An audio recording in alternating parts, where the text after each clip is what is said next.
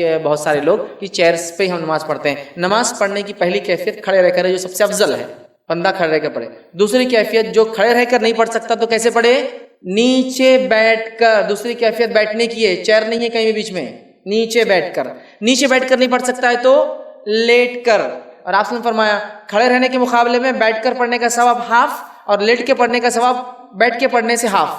مطلب کھڑے رہنے کا اگر 100 ہے تو بیٹھ کر 50 اور لیٹ کر 25. اسی لیے حدیث میں نا جوانی کی عبادت خوب کر لو، چونکہ بڑھاپے میں انسان بیٹھتا ہے یا لیٹ کے پڑھتا ہے، اس کا ثواب کم ہو جاتا ہے. بہرحال نماز قبول ہو جاتی ہے. اب چیئر کا مسئلہ رہا تو پہلے کھڑے رہ کر پڑھنا ہے، نہیں پڑھ سکتے کھڑے رہ کے تو کیا کرنا ہے؟ نیکسٹ اسٹیپ بیٹھنا ہے. ہمارے پاس کیا ہوتا نہیں، نیچے کیسے بیٹھیں گے اپن، تو بڑے سیٹ ہے نا، چیئر لاؤ چلو میرے لیے. نیچے زمین پر. سیکنڈ اسٹیپ، ہاں کوئی یہ کہے کہ میرے پیر ہی نہیں مڑتے ہیں تو پھر چیئر اس کے لیے ہے. یعنی میرے پیٹ میں تکلیف ہے لیکن اٹھ بیٹھ سکتا ہوں میں، لیکن مقام بھی تو نہیں میرا سماج میں، کیسے کرسی کیسے چھوڑ سکتا ہوں مسجد میں؟ تو پہلے کھڑے رہ کر، کھڑے رہنے کے بعد سیدھا کیا کرنا ہے؟ بیٹھ جانا ہے. بیچ والا کرسی کا اسٹاپ وہ ہے ہی نہیں پارٹ، وہ دیکھا جائے گا ایکسٹریم کیسز میں جب پیر ہی نہیں مڑتا ہے. ٹھیک ہے، تو وہ ایکسٹریم کیس ہے. کھڑے رہ کر بھی نہیں پڑھ سکتا ہوں، صرف بیٹھ کے ہو جائے تو کوئی لا لینا چیئر پر، وہ الگ بات ہے. لیکن کھڑے رہنے کے بعد نیچے نہیں ہو سکتا تو پھر جیسے کمزوری ہے تو چیئر پہ نہیں بیٹھنا. کمزور آدمی کو سیدھا نیچے چلے جانا، اٹھائیں گا کوئی اس کو نماز کے بعد بولی بھیا اٹھاؤ بولنا، لیکن بیٹھ کر ہے. چیئر والا سے، چونکہ چیئر میں سب سے بڑا مسئلہ یہ آدمی صف میں ہی نہیں رہتا، پیر سب سے آگے ہے اس کے 1.5 فٹ چیئر کے حساب سے. ٹھیک ہے، اور کبھی کبھار کو لوگ چیئر کو پیچھے کر کے خود صف میں کھڑے جاتے تو پیچھے والے اب صف نے کیا کرنا؟ خود کرسی پیچھے، خود تو صف میں آ جاتے ہیں اور چیئر پیچھے. وہ کیسا ہونا؟ اب چیئر آگے لیے تو یہ سب سے آگے ہو جاتا، آگے کھڑا ہو چیئر پیچھے، ہے نا. تو first standing, second sitting, third sleeping, مطلب لیٹ کر بھی ہو سکتا ہے. ٹھیک ہے، لین جس کو کہیں گے لیٹ کر، لیکن کرسی نہیں ہے. ہاں جو آدمی کو کرسی کے علاوہ چارہ ہی نہ ہو تو اس کے لیے کرسی ہے. لیکن ہمارے پاس ایک فیشن بن چکا ہے کہ بیٹھ کر پڑھ سکتے ہیں تو بھی کرسی پہ بیٹھتے ہیں. نہیں وہ اتنا غریب ہو کے کرسی بیٹھ رہا، ہم اتنے امیر ہو کے کیسے نیچے بیٹھیں گے؟ نہیں، وہ مجبور ہو سکتا ہے غریب، اس کے پیر نہیں مڑتے ہوں گے، اس کی صحت ایسی نہیں ہے کہ بیٹھ سکے تو کرسی ٹھیک ہے. ورنہ کھڑے رہنے کے بعد بیٹھنا ہے، بیٹھنے کے بعد لیٹ کر پڑھنا ہے. تو لہٰذا کرسی کو اگر کوئی شخص اوائڈ کر سکتا تو میں کہوں گا بیٹھ کر پڑھے، وہ زیادہ بہتر ہے. مجبوریاں الگ چیز ہے، پھر اس پہ اجازت دی جا سکتی. بھائی نے نماز کے تعلق سے سوال کیا کہ دیکھیے نماز کے تعلق سے آپ سمجھ کی حدیث ہے کہ جو نماز بیٹھ کر پڑھی جاتی ہے اس کا ثواب آدھا ہے کھڑے رہنے کے مقابلے میں، اور جو نماز لیٹ کر پڑھی جاتی ہے اس کا ثواب آدھا ہے بیٹھ کر پڑھنے کے مقابلے میں.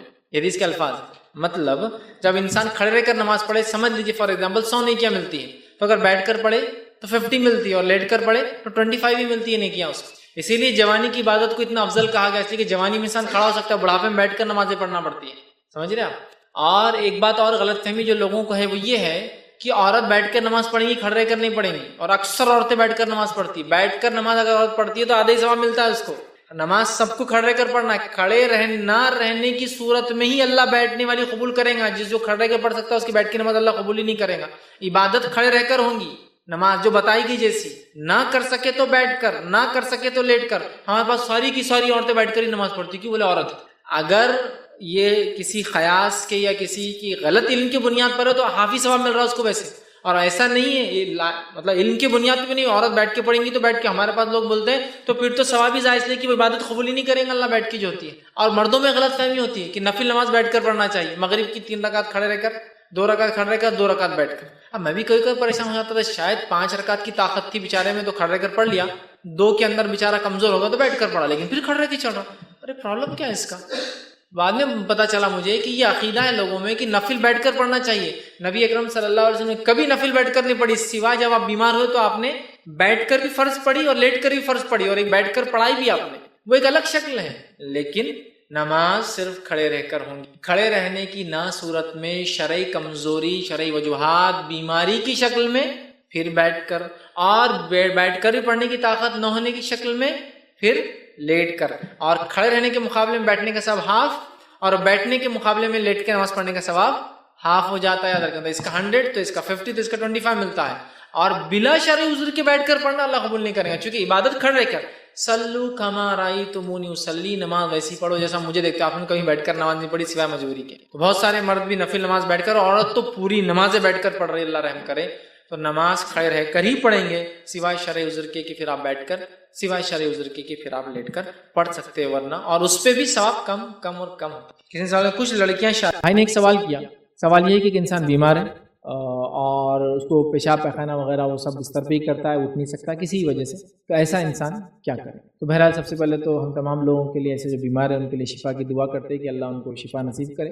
اب اس میں مسئلہ شرعی مسئلہ ہے کہ بھائی وہ اب طہارت کیسے کرے, ان کا معاملہ کیا ہے. یاد رکھیں اگر کوئی ایسا انسان ہے جو بیڈ پہ پڑا ہے, چل پھر نہیں سکتا ہے, پیرالائزڈ ہے, فالج مارا ہوا ہے, بوڑھاپے کی وجہ سے ہوتا ہے, باڈی کا کچھ پارٹ اس کا سن ہو چکا ہے بہت لمبے عرصے سے, اکثر لوگوں کا دیکھا جاتا ہے کمر کے نیچے کے پارٹ سن ہو جاتے ہیں ریڑھ کی ہڈی کی آپریشنس کی وجہ سے, پیشاب پیخانہ آتا ہے, جسم چالو ہے, خون کا دوران چالو ہے, لیکن ہس سینس ختم ہو جاتا ہے, ایکسیڈنٹ کی وجہ سے ہوا, کسی اور وجہ سے ہوا, یا پھر ٹیمپرری بیماری ہے, دواخانے میں ہے تو پڑا ہوا ہے, جس کی وجہ سے پیشاب پیخانہ وہ جگہ پہ کرتا ہے, اٹھ نہیں سکتا, چل نہیں سکتا. تو ایسا انسان بہرحال کیا کرے؟ تو یاد رکھیے ایسا انسان جو یہ نہیں کر سکتا کہ پیشاب پیخانہ اس کا خود ہو جا رہا ہے, صاف کیا جا رہا جگہ پہ, پانی استعمال نہیں کر سک رہے, اس کے لیے, اس انسان کے لیے یاد رکھیے کوئی مسئلہ نہیں ہے کہ وہ جو حالت میں ہے اگر وضو کر سکتا تو وضو کر لے, اور چونکہ پانی کا مسئلہ ہے جو وہاں نہیں لگا سک رہا پانی طہارت کو, تو وضو کو بھی نہیں کر, تو وہ تیمم کر کے نماز پڑھے, اس میں کوئی حرج نہیں, لیکن وہ نماز نہیں چھوڑے گا.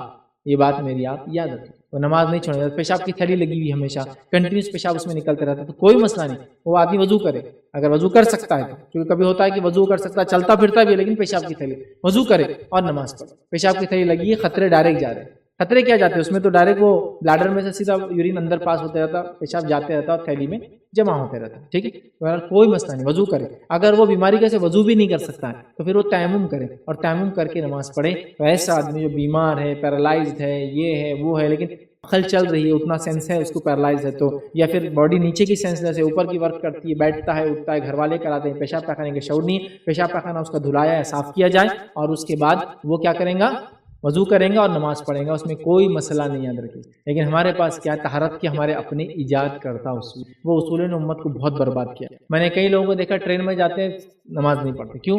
ٹرین میں پیخانہ کتنا گندا رہتا ہے, آپ وہیں طہارت کو جاتے ہیں, اللہ اللہ, میں کو تو نہیں, میرے کو تو لگتا اب ٹرین میں گئے کہ طہارت ٹوٹ گئی.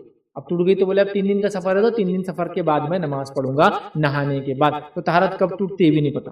طہارت کا ٹوٹنا اور غسل کا ٹوٹنا دو بالکل الگ الگ چیز. میں پیشاب کے لیے گیا, پانی نہیں ملا تو میرا طہارت ٹوٹ گئی, لیکن میرا غسل نہیں ٹوٹا.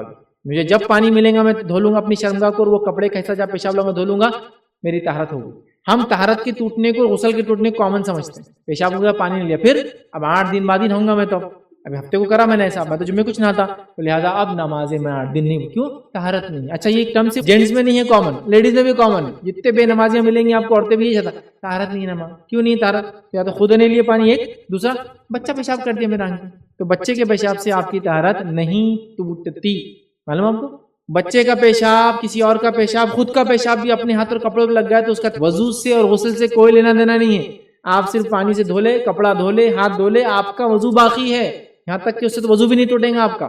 پیشاب ہے, آپ اب لیب میں ٹیسٹنگ کرتے ہیں, آپ ماں ہے تو بچے کا پیشاب صاف کریں, آپ کسی آدمی کا جو گھر میں بیمار ہے پیشاب پیخانہ صاف کرتے ہیں, لیکن پیشاب لگنے سے وضو نہیں ٹوٹتا, غسل بھی نہیں ٹوٹتا آپ کا. آپ کو کپڑے چینج کرنا, ہاتھ پہ لگا تو ہاتھ دھونا ہے, کپڑے پہ لگا تو کپڑے چینج کرنا ہے, اگر تھوڑا سا ہے تو اس کو نچوڑنا ہے. تو ہمارے ایجاد کرتا طہارت کے مسائل ہم کو برباد کرنے. حد تو یہ ہو گئی کہ کچھ لوگ تو اگر بیوی سے ایک بار ہم بستری کرے تو بولتے ہیں جب تک پورا بستر نہیں بدلا تب تک ناپاک سمجھتے ہیں. تو طہارت کے آپ کے ایجاد کرتا چیز ہے. پھر اگر وہ ہم بستری جو کپڑوں میں کیے, وہ کپڑوں نے الگ سے دھلنا, الگ پانی میں, الگ ٹب میں, کامن کپڑوں مل گئے تو پورے کپڑے برباد. تو یہ ہمارے اپنے ایجاد کردہ طہارت کے. نبی اکرم صلی اللہ علیہ وسلم ہے, میں عائشہ فرماتی ہے نبی اکرم صلی اللہ علیہ وسلم میرے ساتھ رات ہوتے ہیں, رات ہونے کے بعد نبی اکرم صلی اللہ علیہ وسلم کپڑوں کو پہنتے ہیں جس پر منی کا دھبا لگ جاتا اور وہ دھبا واضح دکھتا, تو میں پانی کے نہ ہونے کی وجہ سے اس دھبے کو اپنے انگوٹھے سے کھرچ دیتی. کھرچنے کی وجہ سے اس پر انگوٹھے کے نشان بن جاتے. صاحب شکر کا پانی لگ گیا آپ کے کپڑوں پر, وائٹ ہو جاتا پورا, اس کے بعد آپ اس کو کھرچتے, سمجھ میں آتا کسی نے کھرچ کے نکالا, پانی نہ ہوتا. اور اسی کپڑوں میں اللہ کے رسول نے نماز, مطلب آپ نے غسل کر لیا لیکن کپڑے دھونے کو پانی نہیں. اب یہ ہم نے چلا طہارت کے اپنے ایجاد کرتا نئے مسائل. مانو کچھ لوگوں کو تھا لیے کہ اگر انہوں نے ہم بستری کر لی بیوی سے اور اس کے بعد موبائل کو ہاتھ لگا تو پورا موبائل کو پانی میں ڈبا کے نکالتے ہو, بولتے نہیں واٹر پروف موبائل لے کے رہتے, نہیں بولے طہارت کا مسئلہ. یہ طہارت کے آپ کے اور میرے ایجاد کرتا مسئلے. دین کے بہت واضح ہے, دین بہت آسان ہے, کرنے کے لیے کوئی خرچہ نہیں لگتا, ہر حال میں سوٹیبل ہے, ہر شخص کے لیے سوٹیبل ہے, بیمار کے لیے, اپائج کے لیے, سب کے لیے سوٹیبل ہے, سوائے اس کے کہ بچہ جو عقل میں نہ ہو اور پاگل جو عقل میں نہ ہو, وہ لوگوں کو نہیں سوٹ کریں گے, وہ تو بیچارے پاگل ہے, بچے کو سمجھ نہیں. ان سب کے لیے سمجھ رہا. تو لہٰذا پیشاب پیخانہ وہیں ہو رہا ہے, خون نکل رہا ہے, پیپ نکل رہا ہے, پیشاب کی خطرے نکل رہے, یہ ہو رہا ہے, سب ہو رہا ہے, ٹھیک ہے, اس کو آپ صاف کریں. صاف نہیں کر سکتے, تھیلی لگی ہوئی, باکس لگا ہوئی, یہ لگا, اس کو وہیں رہنے دیں. وضو کر سکتے وضو کرے, وضو نہیں کر سکتے تیمم کرے, نماز پڑھے. بیٹھے سے پڑھ لے, کھڑے رہ کے پڑھ سکتا کھڑے رہ کے پڑھے, نہیں کھڑے سکتا بیٹھ کر پڑھے, بیٹھ کے نہیں پڑھ سکتا لیٹ کر پڑھے, لیٹ کے نہیں پڑھ سکتا آنکھ پورا سنے اور دماغ چالو ہے تو اشاروں میں پڑھے. کوئی لمبا آپریشن ہے, آپریشن کے ٹائم میں نماز کا وقت آ رہا ہے اور ہاف باڈی سن کر دی گئی, نیچے کا ہاف ایریا سن کر دیا گیا. کبھی ہوتا نا گردن سے نیچے سن کر دیتے آپریٹ ہو رہا, لیکن آپ کو سینس ہوتا پورا کہ آپ کو آپریشن ہو رہا ہے, آپ کی عقل چالو ہے لیکن ہاتھ پر نہیں چالو ہے, ایسی نماز پڑھ لیں. دین آسان ہے, ہر جگہ لاگو ہے, ہر حالت میں آپ کے ایلیجیبل ہے اور ہر چیز کی آپ کو چھوٹ دیتے. سور کا گوشت حرام ہے, لیکن اگر جان جانے والی اور کچھ نہ ہو کھانے کو تو جان بچانے کے حد تک کھایا جا سکتا. حالانکہ حرام ہے نا, لیکن ابھی آپ کے لیے کھانا درست ہے جان بچانے کی. دیکھ رہے ہیں حرام چیز کو بھی اتنی چھوٹ دے رہا ہے, اتنا آپ کو سہولت دیتا ہے, اتنے بینیفٹ معلوم, اتنے بینیفٹ. تو یہ بہرحال دین بہت ہوا ہے. تو آپ نے جو سوال کیا تھا بیمار آدمی کیا کرے, وہ بھی نماز جب تک عقل میں ہے نماز ہوں گی, چاہے کتنا بھی گندا ہو, جتنا صاف کر سکتا ہے کر لے, جو نہیں کر سکتا ہے چھوڑ دے اور اس کے بعد وہ نماز پڑھے. سوائے اس کے کہ ایسی حالت میں انسان ہو جو حالاتوں میں شریعت نے اس کو معاف کر دیا, جیسے عورت کا حیض اور نفاس ہو, تو نماز اور روزہ تب اس کو چھوٹ ہے, نہیں رکھیں گی وہ, بلکہ نہیں رکھنا ہے, اس کو نہیں رکھنا ہے. اور نماز کی قضا نہیں ہے, روزے کی قضا ہے بس. اس کے علاوہ تو مردوں کو تو کسی چیز کی چھوٹ نہیں ہوئی, سمجھ رہا. تو بہرحال اس کو نماز پڑھنا ہے, جتنی طہارت لے سکتا ہے لے, سوکے سے دے, ٹیشو سے دے, پانی سے تو افضل, لیکن پانی نہیں لگا سکتے تو ٹیشو سے دے. اس کے بعد اگر وضو کر سکتا ہے تو کرے, وضو نہیں کر سکتا تیمم کرے. بہرحال نماز پڑھنا ہے بیٹھ کر, کھڑے رہ کر, بیٹھ کر, لیٹ کر, یہ اپنے ذہن میں یہ سب کرنا ہے. معاف اس کو بھی نماز نہیں ہے اور کوئی انسان اس کا بہانہ بالکل بھی نہ بنائے. مطلب کسی نے سوال کیا کہ ان کے گھر میں ان کے دادا دادی ہے اور وہ پلنگ پر سوتے ہیں, مطلب اوپر رہتے ہیں اور وہ نیچے بیٹھ کر قرآن پڑھتے ہیں. تو سوال یہ تھا کہ قرآن کا نیچے ہونا اور کسی شخصیت کا اوپر ہونا, تو کہیں یہ قرآن کی بے حرمتی تو نہیں ہے. تو یاد رکھیے ایسی کوئی بات نہیں ہے کہ کوئی چیز اوپر رہے اور کوئی چیز نیچے رہے تو اوپر والی چیز افضل ہوں گی, نیچے والی چیز مفضول ہوں گی, یا اوپر والی چیز بہتر ہوں گی, نیچے والی چیز کم بہتر ہوں گی. لہٰذا دادا بھی اوپر ہے اور قرآن نیچے ہے تو یہ غلط ہوگا, ایسا کچھ بھی نہیں. اگر وہ اوپر سوتے ہیں اور ظاہر سی بات ہے گھر میں ہو سکتا پلنگ نہیں ہوگا دوسرا, یا پھر کمرہ ایک ہی ہوگا اور انسان کو وہاں موجود رہنا ہے اور اوپر بیٹھنے کا مسئلہ ہے, تو بہرحال بالکل وہ نیچے بیٹھ کر قرآن پڑھ سکتے ہیں, اس میں شرعاً کوئی مسئلہ نہیں. اس بات کا بہرحال خیال رکھا جائے کہ قرآن ایسی جگہ نہ رکھا جائے جہاں دادا دادی کا پڑھ رہے ہو یا پیر لگے وغیرہ. اگر ایسا مسئلہ نہیں ہے, وہ اپنی جگہ اوپر سو رہے ہیں اور آپ اپنی جگہ نیچے بیٹھ کر قرآن پڑھ رہے ہیں, تو اس میں شرعی کوئی برائی نہیں ہے کہ آپ نیچے قرآن بیٹھ کر پڑھیں, کیونکہ کسی چیز کا نیچے ہونا اس کے مفضول ہونے کی علامت, ایسا لوگ سمجھتے کمتر ہونے کی علامت بالکل بھی نہیں ہے. اگر ایسا کچھ ہوتا تو کعبے کے اطراف میں جو کعبے سے اونچے گھر نہیں بنائے جاتے, جبکہ ہم جانتے ہیں کعبے سے بہت بہت اونچی اونچی عمارتیں اور گھر مکہ شہر میں موجود ہیں. اگر کسی چیز کا اونچا ہونا اس کی افضلیت کا اس کی دلیل ہوتی کہ نہیں اوپر ہے تو یہ افضل ہے, نیچے ہے تو مفضول ہے, تو پھر کعبے سے اونچی عمارت نہیں بنائی جاتی. تو اس طرح سے اللہ کے رسول نے کبھی منع کیا, بلکہ کعبے کے اوپر چڑھ کے حضرت بلال رضی اللہ نے اذان بھی دی تھی. حالانکہ کعبہ تو ظاہر سی بات ہے ہمارا قبلہ ہے, پھر بھی اس پہ چڑھے تھے, تو لہٰذا اس سے پتہ چلا کسی چیز کے اوپر ہونے اور کسی چیز کے نیچے ہونے سے اوپر والی بہتر نیچے والی کمتر ایسا نہیں ہوتا. لہٰذا بہت ساری بار یہ مسئلہ یہ سوال لوگ پوچھتے ہیں کہ نیچے بیٹھ کے قرآن پڑھنا کیسا ہے جبکہ لوگ اوپر سو رہے ہیں, اس میں شرعاً کوئی مسئلہ نہیں ہے. اور آج کے جدید دور میں جبکہ عمارتیں وغیرہ ایک مختلف انداز سے بنتی ہیں اور ملٹی فلور عمارتیں بنتی ہیں, مطلب ایک پر ایک کئی فلور والی جو عمارتیں بنتی ہیں, اس میں جو ہے ہم جانتے ہیں کہ ہمارا جو نیچے کا حصہ ہے اس کے اوپر والا جو ہمارا چھت ہے وہ لوگوں کی فرش ہے, لوگ اس پر چلتے پھرتے ہیں. تو اگر اوپر نیچے کا ویسا مسئلہ لیا جائے کہ پلنگ پر ہے تو نیچے نہیں پڑھ سکتے اس لیے قرآن نیچے وہ اوپر ہو رہا ہے, تو پھر بلڈنگ کے اوپر جو لوگ ہیں ظاہر سی بات ہے آپ کی فلور سے اوپر ہے وہ تو آپ کے سر پر ہے, اور پھر ان کے اوپر جو لوگ ہیں وہ ان کے سر پر ہے, تو اس کی کوئی دلیل نہیں. اسی طرح ہم دیکھتے ہیں اللہ کے رسول صلی اللہ علیہ وسلم جب مدینہ تشریف لائے تو ابو ایوب انصاری رضی اللہ عنہ کے گھر پہ آپ نے رہنے کا ارادہ کیا, چونکہ اللہ کے رسول نے فرمایا تھا میری اونٹنی جو ہے قصوہ جہاں بیٹھیں گی میں وہیں رہوں گا, کیونکہ اللہ اس کو جو ہے رہنمائی کریں گے. اور وہ جا کے ابو ایوب انصاری رضی اللہ عنہ کے گھر کے سامنے بیٹھ گئی. ابو ایوب انصاری رضی اللہ عنہ جو ہے انہوں نے کہا اللہ کے رسول صلی اللہ علیہ وسلم سے کہا کہ آپ گھر کے اوپر کے حصے میں رہیے اور ہم لوگ جو ہے نیچے کے حصے میں رہیں گے. نبی اکرم صلی اللہ علیہ وسلم فرمایا نہیں, وہ لوگ اوپر رہتے تھے, ان کا نیچے 2 فلور تھا, مطلب فرسٹ فلور اور گراؤنڈ فلور. تو اللہ کے رسول صلی اللہ علیہ وسلم فرمایا نہیں, میں جو ہے نیچے رہوں گا تم اوپر رہو. وہی ان کے ذہن میں وہی بات تھی کہ افضل شخصیت نیچے کیسے رہ سکتی, افضل شخصیت تو اوپر رہنا چاہیے, یا پھر نبی کا نیچے ہونا اور ہمارا اوپر ہونا یہ تو ان کا احترام کے خلاف ہوں گا, کیونکہ نبی نیچے رہا اوپر. اس طرح سے انہوں نے سوچا. نبی اکرم صلی اللہ علیہ وسلم نے کہا نہیں رہو, لیکن ہوا یہ کہ ابو ایوب انصاری رضی اللہ عنہ ان کی اہلیہ بنا ڈرتے ڈرتے رات میں چلتے پھرتے اٹھتے بیٹھتے, کہیں رسول اللہ صلی اللہ علیہ وسلم کو ان کے وہ چھت پہ کام کرنے کی آواز سے نیچے تکلیف نہ ہو.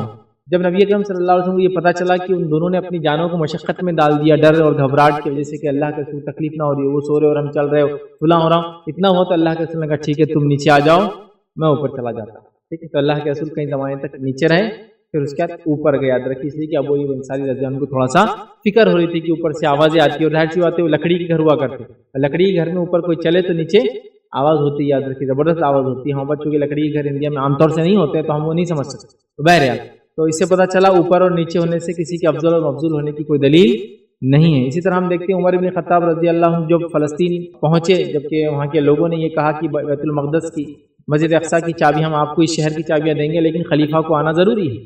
تو جب پہنچے تو ظاہر ہے وہ نیچے چل رہے تھے اور ان کا غلام اونٹ پر سوار تھا. تو اس سے پتہ چلا کسی کے اوپر ہونے سے افضل نیچے والا مفضول نہیں ہوتا. تو اسی طرح لوگ سمجھتے ہیں قرآن نیچے ہوں گا تو یہ غیر افضل ہو گیا، مطلب نیچے ہو گیا، اور اگر اوپر کوئی سو رہا تو اس کی بے حرمتی ہوں گی.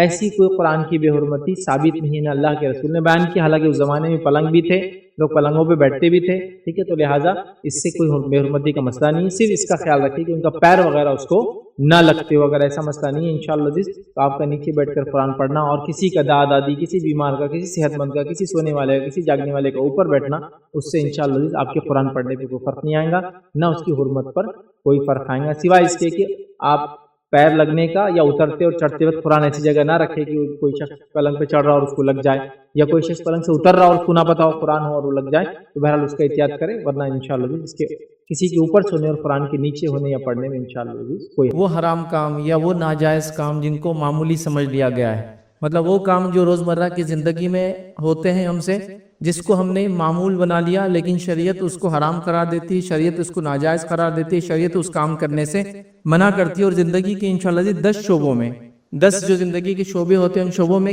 کون کون سے وہ کام ہے جو حرام ہے، جن کو نہیں کرنا چاہیے، ناجائز ہے، نہیں کرنا چاہیے، وہ رکھنے کی کوشش کروں گا. یقیناً پوری باتیں تو ہر اس میں نہیں آئیں گی، کچھ اہم باتیں ان شعبوں سے، جیسا مثال کے طور پہ توحید کے معاملے میں، اتباع سنت کے معاملے میں، تجارت کے معاملے میں، عام طور سے جو معاملات ایک دوسرے سے اس معاملے کے اندر ہوتا ہے، شادی بیاہ کے معاملے کے اندر، اور ایسے ہم انشاءاللہ اس الگ الگ پارٹس دیکھیں گے کہ وہ کام جو شریعت نے حرام قرار دیا، ناجائز قرار دیا، منع کیا، یا پھر جس کو ہم کہیں گے وہ منع ہے لیکن ہم پھر بھی اس کو کرتے ہیں، تو وہ حرام کام جن کو معمولی سمجھ لیا گیا ہے، جو موسٹ کامن ہے، وہ رکھنے کی انشاءاللہ جس جمعہ خطبہ میں میں جو ہے کوشش کروں گا. اب آئیے سب سے پہلی چیز تو آج ہمارے سوسائٹی اور سماج میں ہم دیکھتے ہیں کہ لوگوں کو لا علمی کی وجہ سے ابھی تقریباً ہر چیز کا تعلق جہالت سے ہے، یاد رکھیے لا علمی سے ہے. لوگوں کو دین اور شریعت کا علم نہیں ہے، جس کے نتیجے میں حلال کو حرام اور حرام کو حلال سمجھا جا رہا ہے. مطلب اس حد تک چیزیں جا چکی ہے کہ جس کو کہیں گے مثبت منفی ہو چکا ہے، منفی مثبت ہو چکا ہے، مطلب پازیٹیو نیگیٹو ہو چکا ہے، نیگیٹو پازیٹیو ہو چکا ہے. مطلب سماج نے برائی کو ایسے قبول کر لیا، ایسے پی گئے کہ جو حرام ہے وہ حلال نظر آنے لگ گیا ہے. بلکہ ایسا لگتا ہے یہ وے آف لائف ہے، زندگی جینے کا یہ طریقہ ہے، اگر اس پہ نہیں چلیں گے تو کیسے جئیں گے زندگی. سوال جیسا مثال کے طور پہ ایک تاجر سے سوال کیا جائے کہ بھائی آپ سود کیوں لیتے، تو کہتے پھر چلے گا کیسا بزنس. لاجیکل کوشچن ہے، چلے گا کیسا پھر بزنس. صحیح بات ہے. تو مطلب سوال یہ آتا ہے، اور جھوٹ بولنا حرام ہے لیکن پھر مال بکے گا کیسا جھوٹ بولے بغیر، کیسے ہو سکتا ہے یہ. مطلب حرام کو جینے کا طریقہ بنا لیا گیا ہے. بلکہ سوال کیا جا رہا ہے اگر ایسا نہیں تو پھر کیا. آپ دو الٹرنیٹو ہونا یہ چاہیے تھا کہ میں کہوں شریعت نے حرام قرار دیا، الٹرنیٹو میں ڈھونڈوں کہ جھوٹ کے علاوہ کیا کر سکتا ہوں بیچنے کے لیے. لیکن اب کیا ہو رہا ہے، نہیں اب تم بولو اگر ایسا نہیں تو کیا کر سکتے ہیں، فلاں نہیں تو کیسے کر سکتے ہیں.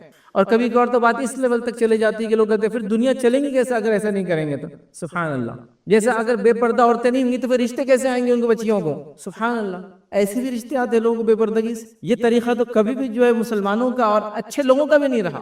مسلمان تو دور کی بات، اچھے لوگ تہذیب یافتہ لوگ بھی کبھی نہیں سوچتے کہ بچی کو دیکھیں گا تو پھر پسند کریں گا. وہ آ کے دیکھے الگ بات ہے، لیکن بغیر برقعے کریں گے تو زیادہ سے زیادہ لوگ دیکھیں گے اسکول کالج راستوں میں تو رشتے جلدی آئیں گے. سبحان اللہ. تو ہم نے حرام کو حلال بنا دیا اور حلال کو حرام بنا دیا اور حرام پر سوال کر رہے ہیں ایسا نہیں تو پھر کیا، واٹ نیکسٹ. مطلب اس کا الٹرنیٹ کیا ہے. تو یہ بہت خطرناک فیز ہو چکا ہے، یاد رکھیے بہت خطرناک. مطلب ایک تھا کہ غلط کو غلط مانتے ہوئے غلط کرے تو سمجھ نہیں آتا، غلط کو بتاتے ہوئے کہ یہ صحیح ہے سوال کیا جا رہا ہے، پھر صحیح اس کے علاوہ کیا ہو سکتا ہے پھر صحیح اگر یہ آپ غلط بول رہے تو.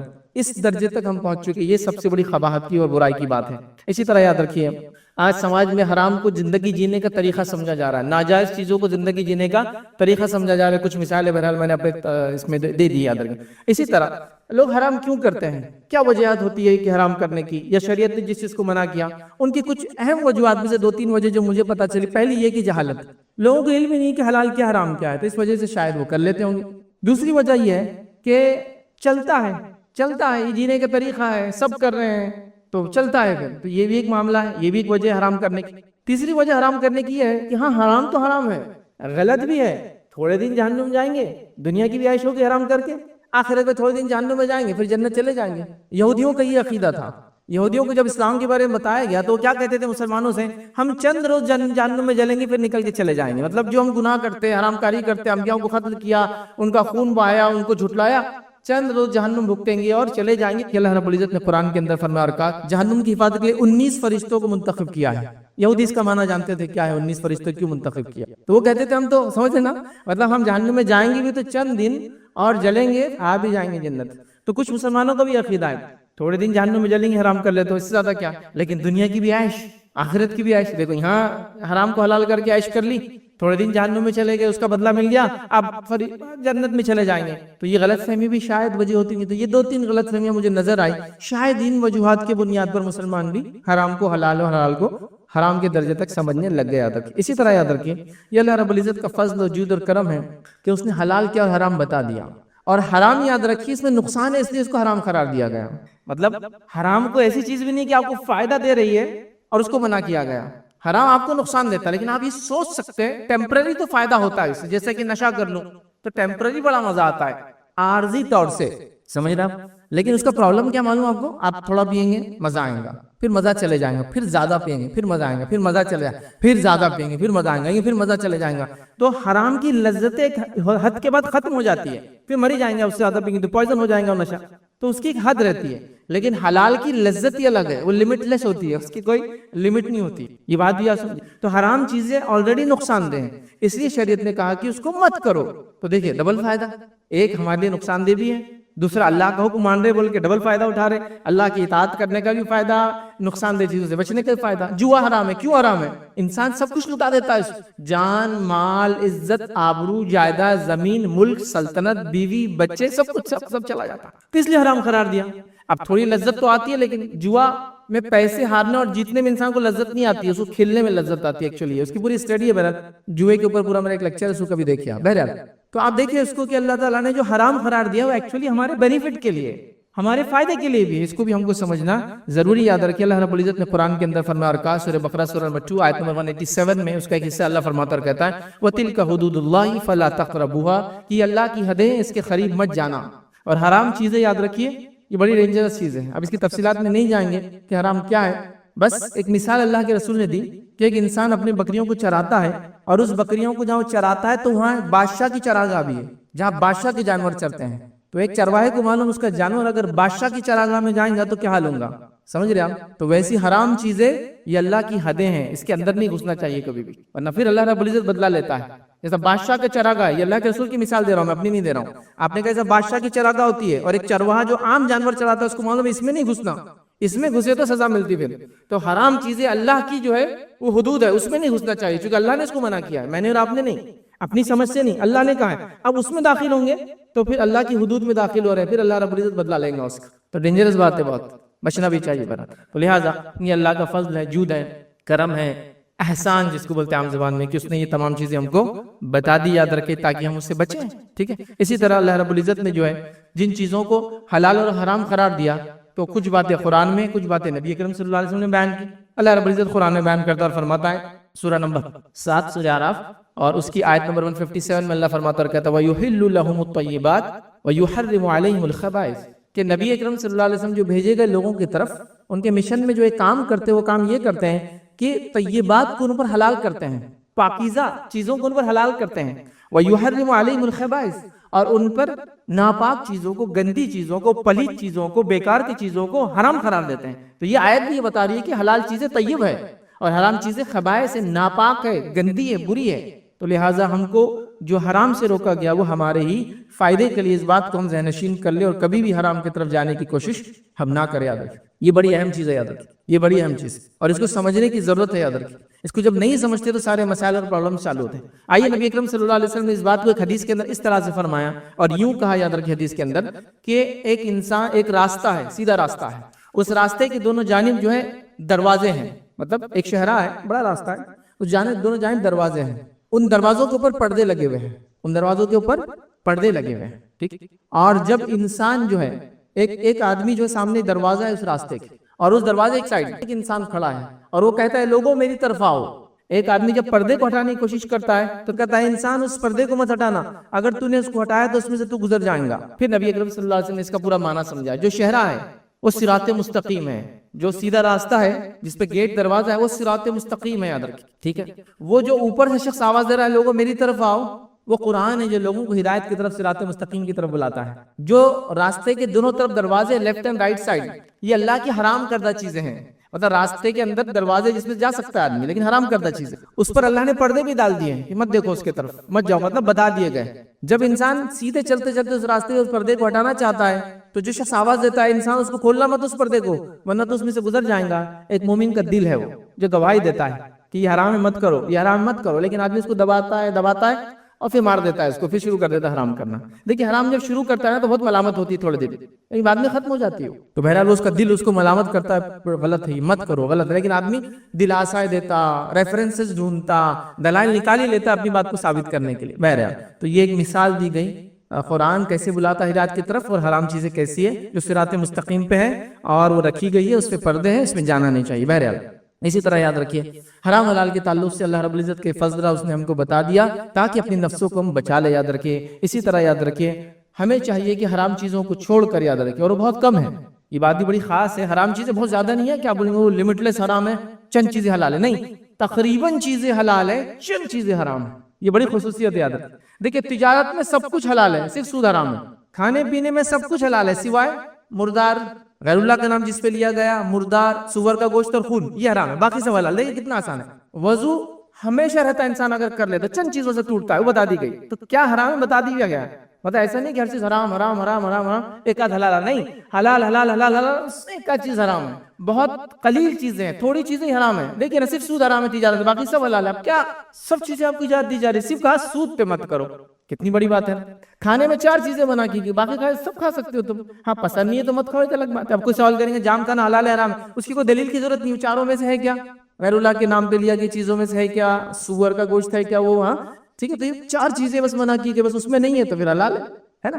تو یہ بڑی اہم چیز ہے، تو حرام بہت کم چیز ہے، حلال تقریباً ہر چیز حلال ہے اس کے علاوہ، تو اس بات کو بھی سمجھیں، تو یہ اللہ کا بڑا فضل ہے یاد رکھیں۔ اب ہم کو اس کو سمجھنے کی ضرورت، اب اللہ نے حلال اور حرام کیوں رکھا؟ کوئی سوال کر سکتا ہے، نوجوان ہے، لاجیکل کوشچن پوچھتے ہیں نوجوان، پوچھنا چاہیے، اچھی بات ہے، کوئی بری چیز نہیں ہے۔ تو حرام کیوں کیا، اس سے کچھ حکمتیں بتائی جاتی ہے۔ تو پہلی حکمت یہ کہ اللہ اس سے آزمانا چاہتا ہے، آپ کو ٹیسٹ لینا چاہتا ہے، ٹھیک ہے، کہ رکتے ہو یا نہیں رکتے ہو، سنتے ہو یا نہیں سنتے ہو۔ دوسرا امتحان ہے جنتی اور جہنمیوں کے بیچ میں جو اللہ لینا چاہتا ہے کہ کون بندے جو سن کے آتے ہیں اور کون بندے جو نہیں سن کر آتے ہیں، تو یہ امتحان ہے جنتی اور جہنمیوں میں کیا۔ تیسری وجہ جو بتائی گئی یہ مومن اور منافق کا فرق، مومن تو اللہ اور اس کے رسول کی بات چاہے سمجھ میں ہو نہ سمجھ میں عمل کر لیتا ہے، منافق کا ایسا رہتا ہے کہ اس نے تو راستہ نکالنا ہی ہے سوال کر کے، چونکہ سو کرنا نہیں ہے، تو مومن اور منافق کا فرق۔ اسی طرح جو چوتھی وجہ جو بتائی جاتی ہے وہ یہ ہے حلال میں فائدے ہیں، حرام میں نقصان ہے، تو اللہ لوگوں کو بچانا چاہتا ہے نقصان سے اور دینا چاہتا ہے فائدے۔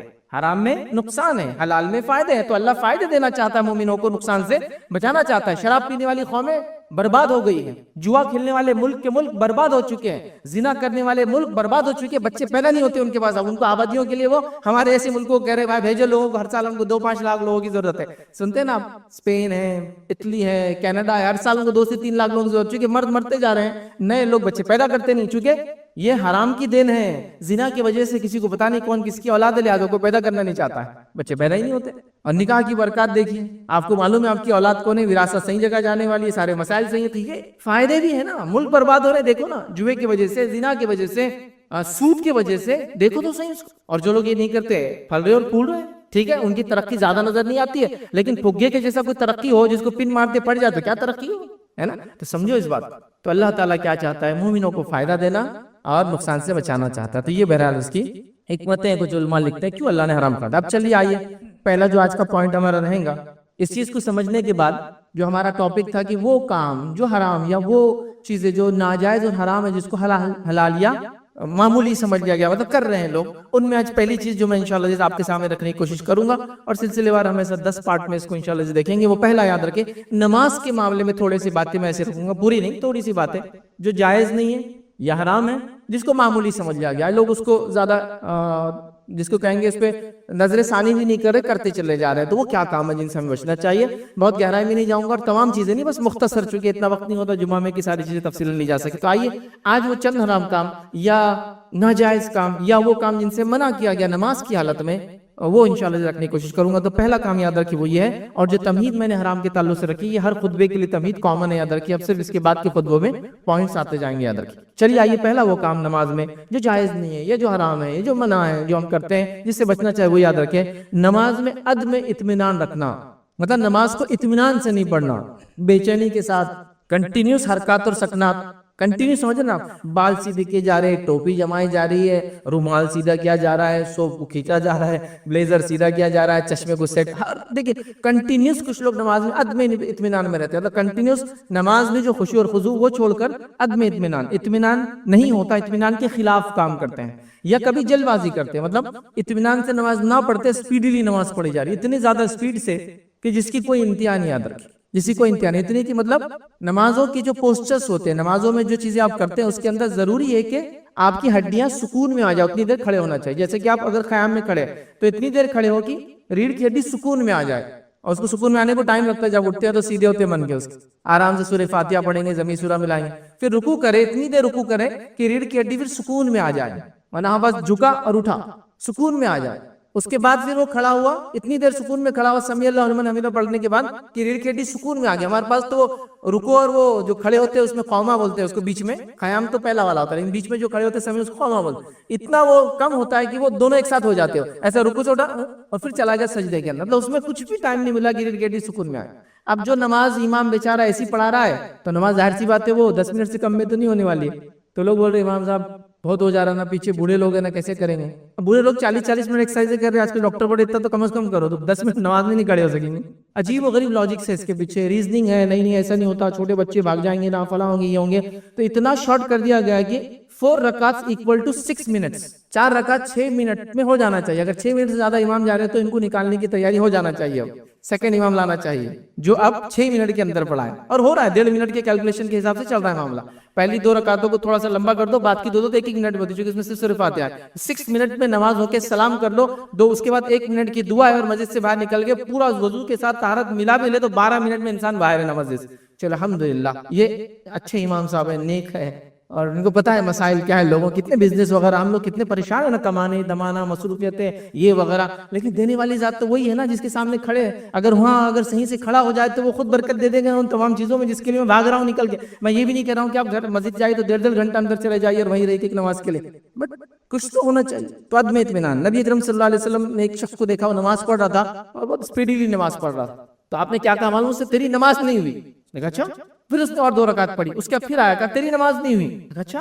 پھر گیا 2 رکعت پڑھا، پھر آیا کہا تیری نماز نہیں ہوئی. تو کہا اللہ کے رسول اس سے اچھی نماز نہیں آتی مجھے، مطلب میں اب اس سے زیادہ اچھی نہیں پڑھ پاتا. پھر آپ نے کہا جب تو قیام میں کھڑا ہو سورہ فاتحہ پڑھ، جو قرآن تجھے یاد ہو پڑھ، پھر جب تو رکوع کر تو رکوع اتنی دیر کر، اللہ کی تسبیح بیان کر کہ ہڈیاں سکون میں آ جائے، ترتیب میں آ جائے. پھر تو اس کے بعد کھڑا ہو، اس کے بعد اتنی دیر کھڑا ہو کہ تو ریڑھ کی ہڈی سکون میں آ جائے. اس کے بعد تو سجدہ کر، اتنی دیر سجدہ کر کہ ریڑھ سکون میں آ جائے، مطلب سمجھے سب ہڈی الائن ہو جائے، آدمی ریلیکس ہو جائے. پھر اس کے بعد اٹھ، اتنی دیر بیٹھ دونوں سجدوں کے بیچ میں کہ ریڑھ کی ہڈی سکون آ جائے. پھر اس کے بعد دوسرا سجدہ کر، اتنی دیر سجدہ کر کہ ریڑھ سکون میں آ جائے. ایسے ہی تو پوری نماز کو دوہرا. پھر تو آپ نے کیا کہتے تیری نماز ہی نہیں ہوئی. 3 بار پڑھا اس نے، 6 رکعت کا، نماز نہیں ہوئی چونکہ وہ تیزی سے پڑھ رہا تھا. تو اب نماز کو اطمینان سے پڑھنا چاہیے.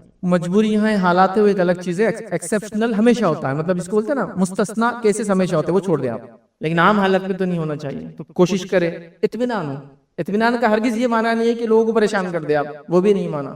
لیکن اطمینان کا معنی یہ ہے کہ بس ریڑھ سکون میں آ جائے. ہمارے پاس اس کو سکون میں بھی نہیں آتا. آپ سجدوں کے بیچ میں تو کھٹ کھٹ، مطلب ایسا آپ اسے کاؤنٹ کریں تو سیکنڈز کے اندر جا رہے سجدوں کے بیچ میں. تو کیسا کھڑا ہو سجدہ اللہ اکبر، دوسرا سجدہ اللہ اکبر، تو اتنا کم اطمینان ہونا چاہیے تھوڑا. حالانکہ سجدوں کے درمیان بھی نبی اکرم صلی اللہ علیہ وسلم تسبیحات کرتے تھے. کئی موقع ملا تو تمام چیزیں دیکھیں گے. وہ تسبیحات جو ہم نمازوں میں نہیں کرتے، بالکل بھی چھوڑ چکے ہیں، یاد رکھیں، جو اللہ کے رسول بہت سارے مقامات پہ کرتے تھے. بہرحال تو عدم اطمینان نہیں ہونا، اطمینان کے ساتھ نماز پڑھے، یہ کام کرنا چاہیے، ورنہ ایسی نماز نہیں ہوتی، یاد رکھیے۔ اور یہ ہم چیزوں کو ہم نے اس کو جائز سمجھ لیا، ہر کوئی ایسی ہی نماز پڑھا۔ دوسری چیز یاد رکھیے، نماز میں کثرت سے حرکتیں کرنا، عدم اطمینان میں اسپیڈلی پڑھنا، تیز پڑھنا، کثرت سے حرکتیں کرنا، یاد رکھیے، یہ بھی منع ہے، یاد رکھیے۔ اللہ رب العزت قرآن میں فرماتا ہے اور کہتا ہے، سورہ بقرہ سورہ نمبر 2 آیت نمبر 238، اس کا ایک حصہ اللہ فرماتا ہے وَقُومُوا لِلَّهِ قَانِتِينَ، اور اللہ کے سامنے ادب سے کھڑے رہا کرو، اور اللہ کے سامنے ادب سے کھڑے رہا کرو، یاد رکھیے، ٹھیک ہے۔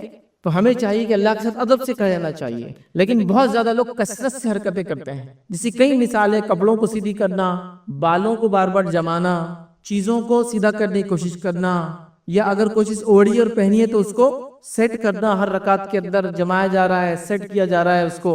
اس کے علاوہ خام و خواہ کی جب کبھی عام دنوں میں کھجلی نہیں ہوتی، اس کی نمازوں میں آپ دیکھیں عدم اطمینان، وہ کثرت سے کوئی حرکت کرتا ہے جو نماز کا حصہ نہیں ہے، جو خام و خواہ ہو رہی ہے، ہاں، داڑھی کا خلال لے اس میں انگلیاں ڈالتے رہتے ہیں کنٹینیوسلی، بلکہ کچھ لوگ تو پورا ڈال کے اس کو سیٹ بھی کر لیتے پوری نماز کے اندر، مونچھے، داڑھی، بال، کپڑے، اور یہ غیر شعوری طور سے، مطلب وہ ہو سکتا کانشیسلی نہیں کرتے، اپنے اس کو بولیں گے ہوش میں نہیں، لیکن وہ ایک آدمی کیفیت میں کھڑا ہے تو اب اس کو عادت ہوگی رکعت باندھے تو بس شروع ہو جائے، بس رکعت باندھتے ہی سب چیزیں شروع ہوتی ہیں۔ حالانکہ عام حالت میں کبھی وہ کسی کلائنٹ کے سامنے بزنس پہ ایسا یوں نہیں کریں، ہاں کیا ہونا آپ کو نہیں کریں گے، لیکن نماز میں آتے ہی دیکھیے عدم اطمینان، اور اس کی مختلف حرکتیں، مطلب جس کو میں گنوا بھی نہیں سکتا ہوں، نیچے سے اوپر تک، چھوٹی سے بڑی تک، ایکسٹرا حرکتیں کچھ تو، مطلب اتنی زیادہ ایکسٹرا حرکتیں ہیں کہ وہ پارٹ ہی نہیں نماز کا، لیکن اتنا زیادہ کیا جاتا ہے کہ نماز کا پارٹ نظر آتی ہے۔ دیکھیے اب کرتا پاجامہ پہنا ہو، جب بھی رکوع سے اٹھتا ہوں وہ پارٹ ہے، مطلب وہ اس کو یاد بھی نہیں رکھنا، اس کو سیدھا کرنا ہے، وہ اس کا حصہ نہیں ہے نماز کا، کبھی ہو جاتا ہے اب کٹک جاتا ہے، ٹھیک، ریگولرلی وہ عادت بن جاتی ہے، پھر ایک ٹائم آتا ہے وہ آپ اس کو سوچتے بھی نہیں اور کرنے لگ جاتے ہیں، مطلب وہ بغیر سوچے سمجھے ذہن عادی ہو جاتا ہے، کرتے کو سیدھا کیا جا رہا ہے، مطلب اتنا زیادہ اس کے اندر، اٹھتے ہی ہاتھ ڈالا جا رہا ہے بالوں کے اندر، ٹھیک ہے، آپ بال جمائیں، بالوں کو باندھ لیں، نہیں تو صحابہ کے تعلق سے آتا ہے بالوں کو سر پہ نہیں باندھنا چاہیے، سر پہ باندھ کے نماز نہیں ہوتی بالوں کو، کسی کے بال بڑے پیچھے باندھ دے، پھر وہ باندھ لے، کچھ لگا لے اس کو پیچھے کرنے کے لیے، ٹھیک ہے، بڑے بال ہے تو مرد بھی کر سکتے ہیں، خواتین کو تو کرنا ہی آتا ہے کہ سامنے نہیں آنا، چونکہ پھر وہ آدمی پیچھے کرتا ہے اس کو اٹھتے وقت، تو وہ سب کرے نا، تو وہ ایک عادت ہو جاتی ہے۔ تو ان چیزوں کا آپ خیال رکھیے کہ ایسا نہیں ہونا چاہیے، میں سوچ کے کر رہا ہوں کہ یہ سب ایکسٹرا آرڈنری کثرت سے حرکت نہیں، چونکہ اللہ کے سامنے جب کھڑے ہوتے ہیں ہم تو اطمینان کے ساتھ کھڑے ہونا چاہیے، یاد رکھیے۔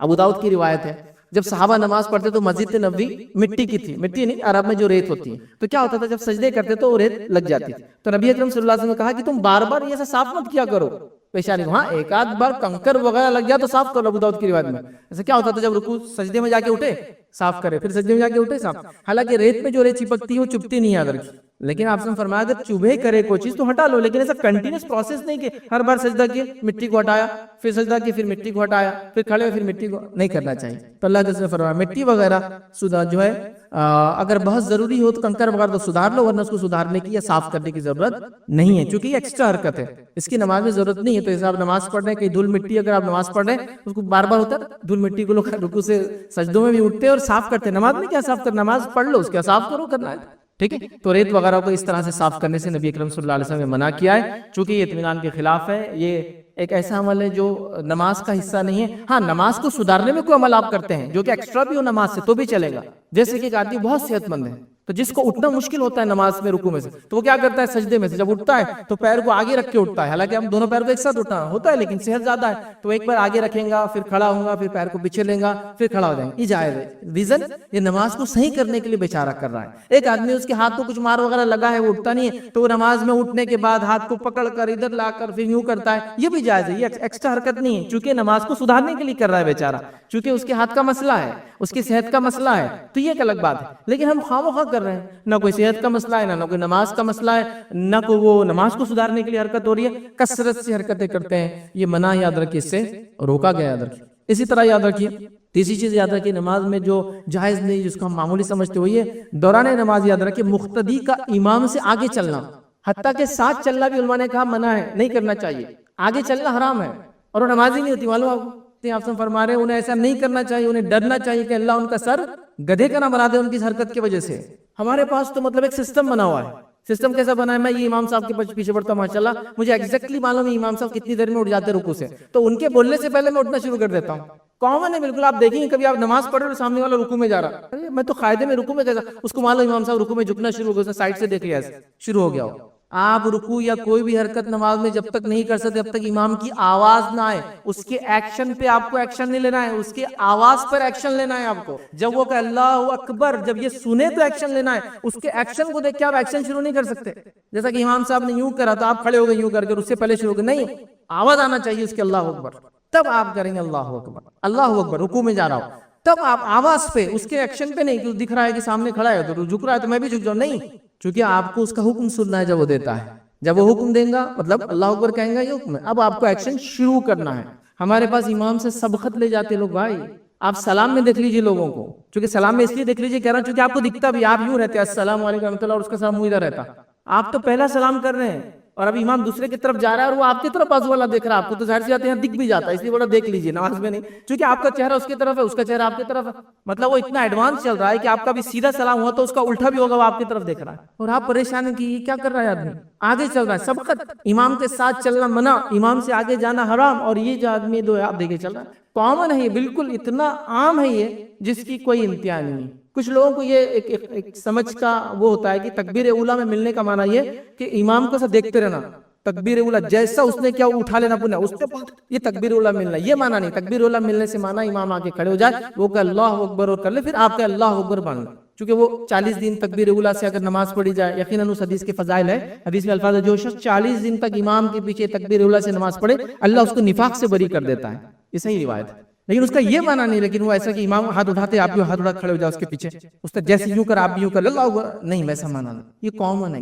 اس سے آگے جانا, رکوع میں اس سے پہلے جانا, سجود میں اس سے پہلے جانا, سلام میں اس سے آگے سبقت کر دینا, عجیب و غریب چیزیں یاد رکھیں. مطلب نماز کے معاملے میں تو میں اتنی چیزیں بتا سکتا ہوں جو اس کا پارٹ نہیں, جو اس کا حصہ نہیں, کبھی کبھار جائز نہیں, کبھی کبھار ایکسٹرا کرتے ہیں, لیکن ہم نے اس کو نماز کا حصہ بنا دیا. کئی چیزیں وقت نہیں یاد رکھی, نماز کا معاملہ کبھی اور ہم دیکھیں گے, اتنے زیادہ چیزیں ہیں. جیسے مثال کے طور پہ تکبیر اولیٰ لے لیجیے, ایک مثال دیتا ہوں خالی. تکبیر اولیٰ نبی اکرم صلی اللہ علیہ وسلم کانوں اور کاندھوں کے بیچ تک ہاتھ اٹھاتے, تو آپ جہاں تک بھی اس کے بیچ میں اٹھانا چاہے کر سکتے ہیں. تکبیر اولیٰ میں تو کانوں سے اور کاندھوں کے بیچ آپ ہاتھ اٹھاتے ہیں, لیکن ہمارے پاس کانوں کو ہاتھ لگانے کا سسٹم ہے. آپ ہاتھ لگاتے کہیں بھی ثابت نہیں, کسی روایت سے ثابت نہیں. لوگوں کو دیکھا جائے اور آپ ان کے ہاتھ سیدھے ہوتے ہیں, قبلے کی طرف ہوتے ہیں. ہمارے ہاتھ قبلے کی طرف بھی نہیں ہوتے, یوں اٹھاتے تکبیر اولیٰ کے لیے اور یوں لگا کے یوں باندھتے. ارے یہ کیسے ہوا, یہ کہاں سے آپ نے کانوں تک ہاتھ, حدیث میں الفاظ ہے کاندھوں سے کانوں, تو پتہ چلا کاندھوں سے کانوں کے بیچ میں آپ کہیں بھی رکھیے تکبیر اولیٰ میں. لیکن لگانا, ٹچ کرنا, پھر ٹچ کرنے کے بعد ایک عجیب سسٹم سب کے پاس ہے. مطلب یوں ہاتھ لگایا اور پتہ نہیں یوں پیچھے آ جا کے یوں آ گیا, کیا رہتا ہے مجھے کبھی نہیں سمجھاؤ.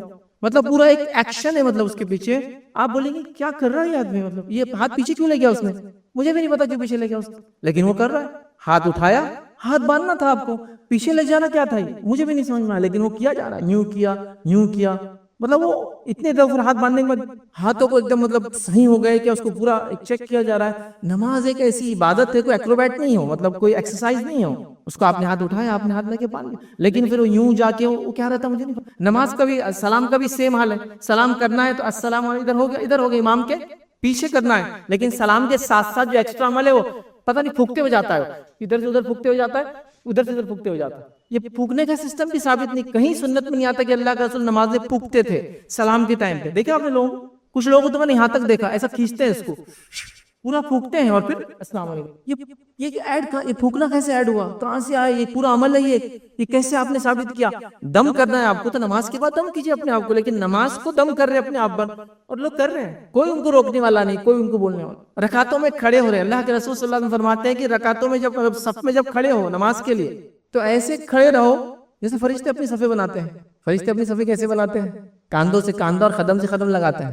چونکہ آپ نے ایک روایت فرمایا جب تم قدموں کے بیچ میں جگہ رکھتے ہو تو میں نے شیطان کو جو ہے میمنے کی شکل میں, مطلب بکری یا بھیڑ کے بچے کی شکل میں تمہارے بیچ میں آتے ہوئے دیکھا ہے میں نے. تو اس کو نہیں آنے دینا چاہیے, تو صفوں کو کمپلیٹ کرنا چاہیے, قدم سے قدم کاندھے سے کاندھا. ہاں بس ایک سسٹم میں آ کے جھکتے ہیں لوگ اور 4 انگل پتہ نہیں بناتے ایسی اور پھر کھڑے ہو جاتے ہیں. قدم کیسے لگیں ایک دوسرے کے 4 انگلیں بتائیے مجھے. میں ان لوگوں کو بھی غلط کہہ رہا ہوں جو اتنا پیر پھیلا دیتے ہیں کہ 2 لوگ اکیلے لے کی جگہ کھڑے ہو جاتے ہیں, وہ بھی غلط. پھر اس میں کاندھا کیسے ملے گا, قدم تو مل جائیں گا آپ کو, ہے نا. تو بڑا مسئلہ ہے علم نہ ہونے کی وجہ سے. بہرحال میں کتنی چیزیں بتاؤ, بہرحال کچھ چیزیں لایا تھا چن کے, کچھ چیزیں اضافہ بھی ہو گئی اس کے اندر. تو مقتدی کا دوران نماز امام سے آگے چلنا. اسی طرح ایک مسئلہ یاد رکھیے, وہ یہ ہے کہ دوران نماز یاد رکھیے انسان کا چہرے کو اوپر اٹھا کے چیزوں کو دیکھنا, نظروں کا اوپر اٹھانا, یہ بھی منع اور حرام, سمجھ رہے ہیں, جس کو میں اپنی زبان میں کہتا ہوں نماز میں گھورا گھاری کرتے ہیں لوگ, بہت بری بات ہے. یاد رکھیے نماز آپ پڑھ رہے ہیں اور پورا سروے چالو رہتا ہے ان کا, وہ ادھر دیکھیں گے ادھر دیکھیں گے, اوپر دیکھیں گے, اور کبھی کبھار تو ایسا ہوتا ہے کہ آپ ان کو دیکھتے ہوئے چلے, وہ آپ کو دیکھتے رہتے اتنی دیر تک. کسی نے مجھ سے ایک بار مسئلہ پوچھا کہ جو نماز میں نماز پڑھتے پڑھتے ہم کو دیکھتے ہیں, ہم کیا کرتے ہیں؟ میں نے کہا ان کو ادب سے سلام کر دیں, پھر دیکھیے ان کو یاد آ جاتا, پھر جب جواب تو غلطی سے دے دیں گے, پھر یاد آئے گا کہ غلطی ہوئی. اگر آپ سے نماز کے بعد پوچھے کہ سلام کیوں کیا تھا, تو آپ بولنا آپ مجھے دیکھ رہے تھے, مجھے لگا آپ انتظار کر رہے میرے سلامتی کا, تو میں نے کر دیا آپ کو سلام. مجھے کیا نماز میں آپ کنٹینیوس دیکھتے ہیں؟ نماز میں آپ کو کہاں دیکھنا ہے؟ جہاں آپ کا سر ٹکتا ہے جا کر. رکوع کے اندر آپ کو کہاں دیکھنا ہے؟ جہاں آپ کا سر ہوتا ہے, یا دوسری بات میں آتا ہے جہاں آپ کے دونوں انگوٹھے ہیں, آپ دونوں میں سے کوئی جگہ دیکھ سکیں, لیکن پیٹھ سیدھی ہونا چاہیے.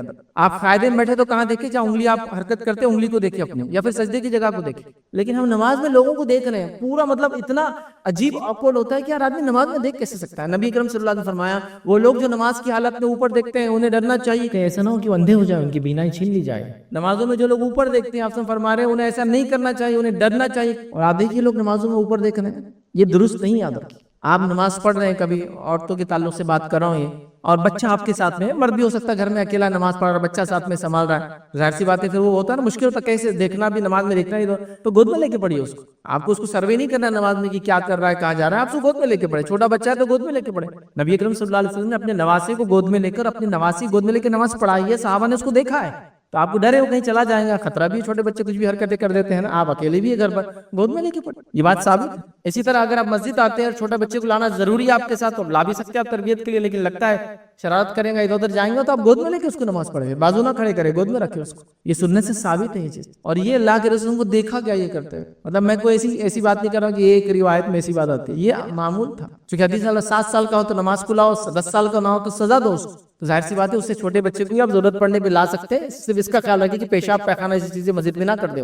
آج کل ڈائپرس وغیرہ ہوتے ہیں تو مسئلہ حل ہو جاتا ہے. جب اس کو پیشاب پیخانے کی سمجھ ہے تو مسجد میں لانے میں کوئی حرج نہیں ہے اس کو. اور 7 سال میں تو لانا ہی ہے, اور 10 سال میں تو نہ آئے تو پھر سزا دینا اس کو آنے کے لیے. تو نماز کے اندر یاد رکھیے اوپر دیکھنا, ادھر دیکھنا, ادھر دیکھنا, یاد رکھیے وہ نہیں کرنا چاہیے. اور نماز کے اندر جب آپ کوئی عمل کریں گے تو جب امام کا عمل پورا ہو جائے, صحیح بخاری اور صحیح مسلم کی روایت ہے, صحابہ جب پورا عمل ہوتا تو تب اس عمل کو کرتے. جیسا کہ امام اللہ اکبر کے ہاتھ باندھ گیا, پھر وہ اللہ اکبر کے ہاتھ باندھ, اللہ اکبر کے رکوع کر لیا, تو صحابہ پھر اللہ اکبر کے رکوع میں جاتے, امام کے ساتھ بھی نہیں جاتے اور امام سے پہلے بھی نہیں جاتے. یاد رکھیے. اسی طرح یاد رکھیے بدبودار چیز کھا کر مسجد میں نہیں آنا چاہیے. آخری پوائنٹ ہے انشاءاللہ رات کا جو میں رکھوں گا آپ کے سامنے, بدبودار چیز کھا کر مسجد میں نہیں آنا چاہیے. اس کا معنی یہ ہے کہ نبی اکرم صلی اللہ علیہ وسلم نے فرمایا کہ جن چیزوں سے انسانوں کو گھن آتی ہے انہی چیزوں سے فرشتوں کو بھی گھن آتی ہے. ٹھیک ہے. اب اس کا کیا ہوا, اللہ کے رسول صلی اللہ علیہ وسلم موجود تھے اور آپ کے سامنے 2 چیزیں تھی, آپ نے کہا جو یہ اور یہ کھائے وہ ہماری مسجدوں کے قریب نہ آئے. راوی کہتے ہیں جس طرف اللہ کے رسول نے اشارہ کیا وہاں پیاز اور لہسن رکھی ہوئی, اس میں بہت زیادہ تیز اسمیل ہوتی ہے نا, کچا اگر کھائے تو وہ اسمیل لے کے آپ آئیں گے تو بدبو ہوں گی, بدبو کی وجہ سے فرشتوں کو تکلیف ہوں گی, مومنوں کو تکلیف ہوں گی, مومنوں کو تکلیف ہوں گی مطلب فرشتوں کو تکلیف. تو آپ نے کہا جو یہ اور یہ کھائے وہ مسجد میں نہ آئے. تو جو لوگ کھا لے پیاز اور لہسن کچا, اچھا برش وغیرہ مسواک کر کے مسجد میں آنا چاہیے, یہ معنی ہوا اس کا. آپ سمجھ. لیکن عجیب و غریب مساجد کا حال ہے, خاص طور سے اعتکاف اگر رمضان میں آپ دیکھیں گے مسجد کے ٹوائلٹس میں لوگ تمباکو کھاتے ہیں, سگریٹ پیتے ہیں. کتنی گندی بو ہے اس کی بھی, کون سا آدمی اس کو پسند کرتا ہے. اور اس کی بو مٹانے کے لیے جو اس میں خوشبو ڈال دی جاتی ہے وہ اتنی ہائی ہوتی ہے کہ وہ جب بھی سمجھ میں آتا ہے کہ تمباکو کھانے والا ہے, وہ ہائی سینٹ, وہ بدبو کو دبانے خوشبو ڈالی ہوئی رہتی ہے, فرشتے نہیں آتے اس سے. آپ سمجھیے اس بات. جن لوگوں کے پاس تمباکو حرام ہے آپ سوچیں, تھوڑا غور کریں, وہ لوگ اپنی عبادت گاہوں میں اس کو لانے بھی نہیں دیتے ہیں. کسی گرودوارے کے باہر دیکھا آپ نے پوری ریک لگی ہوئی رہتی, تمباکو بیڑی سگریٹ یہاں رکھ کے جاؤ, چونکہ وہ حرام مانتے ہیں تو اس کو عبادت گاہ میں لے جانے نہیں دیتے ہیں. یہ ہمارے پاس عبادت گاہ میں لایا جا رہا ہے, مسجدوں میں جو ہے تارت خانوں میں اس کو پھونکا جا رہا ہے, اعتکاف میں بیٹھنے والے چھتوں پہ پی رہے جا کر, بدبو آتی ہے, فرشتے دور ہو جاتے ہیں اس سے, کیونکہ مومن دور ہو جاتے ہیں اس سے. تو اللہ کے رسول کہہ رہے پیاز اور لہسن 2 حلال چیزیں کھائے, لیکن اس کی بدبو کی وجہ سے مومنوں کو تکلیف ہوں گی تو مسجد نہ آئے. یہ مسجد میں آ کے وہ سارے کام کر رہا ہے جو اس کو نہیں کرنا چاہیے. کتنی عجیب بات ہے نا. اس کو معمولی سمجھ لیا. آپ کو کہیں گے ارے فیض کا کہنا یہ پھر تمباکو کھاؤ, گھر کے اوپر پیسٹ کرو, پھر گھر مسجد میں آؤ. میں ہی نہیں کہہ رہا, میں کہہ رہا ہوں ایسی چیز کھاتے کیوں ہو جس سے فرشتوں کو تکلیف ہوتی ہے. عام حالت میں فرشتوں کو تکلیف ہوں گی نا آپ کھائیں گے تو آپ سے دور ہٹ جائیں گے. اور فرشتوں کو آپ سے دور ہٹ جانا, اللہ اللہ اللہ, فرشتوں کا ہمارے اطراف میں رہنا بہت ضروری ہے, اس لیے کوئی رحمت لاتے ہیں اللہ تعالیٰ کی. یاد رکھیے چونکہ فرشتے جب ہٹ جاتے ہیں تو شیاطین لپٹ جاتے ہیں. یہ بات میری یاد رکھیے ہمیشہ, یہ رول ہی ہے. جہاں شیاطین ہوتے ہیں وہ فرشتے موجود نہیں ہوتے, اور جہاں فرشتے ہوتے ہیں شیاطین نہیں آ سکتے. تو ہمارے قریب اگر فرشتے رہیں گے تو شیاطین دور رہیں گے, فرشتے قریب رہیں گے تو وہ بہت ساری چیزیں جس کو آپ کو کرنا پڑے گا. اور اللہ کے رسول حدیث نے فرمایا کہ ایک قارین ہے, ویسے قرآن میں بھی بات ہے, ایک قارین ہے جو انسان کے پیچھے ہمیشہ ہوتا ہے, اس کو گناہ کا حکم دیتا ہے, اور ایک فرشتہ اللہ کی طرف سے اپوائنٹ ہوتا ہے جو آپ کو ہمیشہ اچھائی کا حکم دیتا ہے. تو 2 لوگ لگے ہوئے آپ کے ساتھ, ایک فرشتہ جو آپ کو اچھائی کا حکم اور خیالات ڈالتا ہے، اور ایک قارین شیطانوں میں سے ایک جن جو آپ کو ہمیشہ برائی کا وہ کرتا ہے، اور یہ کشمکش آپ اپنے ذہن میں دیکھتے ہوئے کبھی یہ کر لوں یہ نہیں کرو، تو دونوں ہوتا ہے۔ تو فرشتوں کو نزدیک کیجئے، شیاطین کو دور کیجئے۔ بہرحال تو یہ چند باتیں تھی جو نماز کے تعلق سے آج میں نے آپ کے سامنے رکھی، پھر انشاءاللہ جل اللہ نے موقع دیا تو چند اور باتیں ایک ایک الگ الگ مخصوص چیزوں کے تعلق سے رکھنے کی بہرحال کوشش کروں گا۔ اللہ رب العزت سے دعا ہے کہ اللہ سبحانہ وتعالی ہر قسم کے حرام کام سے ہماری حفاظت کرے، ہر قسم سے برائی سے ہماری حفاظت کرے۔